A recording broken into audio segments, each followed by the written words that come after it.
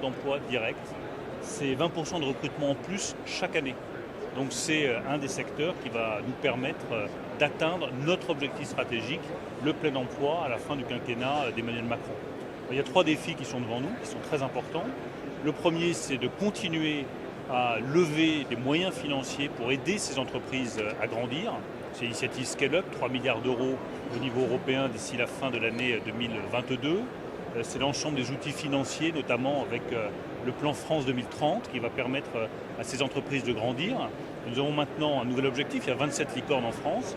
Eh bien, il faut qu'il y ait d'ici 2025 5 dédacornes, c'est-à-dire des entreprises qui auront plus de 10 milliards d'euros de capitalisation, et 10 décacornes d'ici 2030, c'est-à-dire des entreprises qui auront une fois encore plus de 10 milliards d'euros de capitalisation. Il faut qu'il y en ait 5 en 2025 en France, 10 en 2030, c'est les nouveaux objectifs que nous fixons. D'un côté, la souveraineté numérique et de l'autre, la souveraineté industrielle. Les deux sont totalement liés. Si vous voulez avoir des véhicules autonomes et une industrie automobile qui soit véritablement souveraine, il faut qu'il y ait des technologies souveraines à côté. Si vous voulez avoir de l'observation satellitaire sur les émissions de CO2 qui soit souveraine, il ne faut pas avoir uniquement le lanceur, pas uniquement le satellite, il faut aussi le système d'observation, l'intelligence artificielle, la technologie qui va avec. C'est le cas avec l'entreprise Kairos, qui nous permet d'être totalement souverain. Donc souveraineté industrielle et souveraineté numérique vont de pair. Il n'y a pas de souveraineté industrielle sans souveraineté numérique.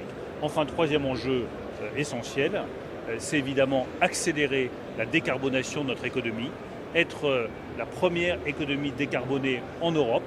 Aujourd'hui, nos entreprises de la tech sont bien engagées dans cette décarbonation de l'économie, mais elles peuvent faire mieux. On a des grands contrats en Afrique, chacun le sait bien, qui peuvent concerner la construction, le transport, le tramway, les aéroports.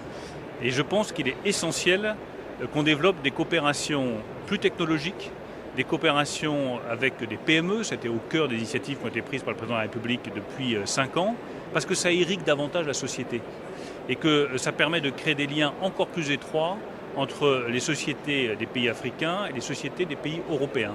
Donc je crois beaucoup à ces coopérations en matière de tech. Elles vont toucher les jeunes, elles vont toucher les petites structures, elles vont toucher les PME, elles vont créer des liens très étroits entre les deux rives de la Méditerranée qui me paraissent indispensables. Des secteurs auxquels on peut penser spontanément, c'est les secteurs des communications, c'est les secteurs de l'agroalimentaire. On voit bien qu'aujourd'hui, on a des risques de famine qui sont très importants. Il y a des solutions extraordinairement innovantes en matière d'alimentation qui sont développées par les acteurs de la tech. Donc sur tous ces sujets-là auxquels on ne pense pas forcément, on pourrait rajouter la santé, sur lequel là aussi il y a des innovations très prometteuses qui sont développées. Ça fait partie des secteurs sur lesquels Afrique et Europe doivent travailler main dans la main.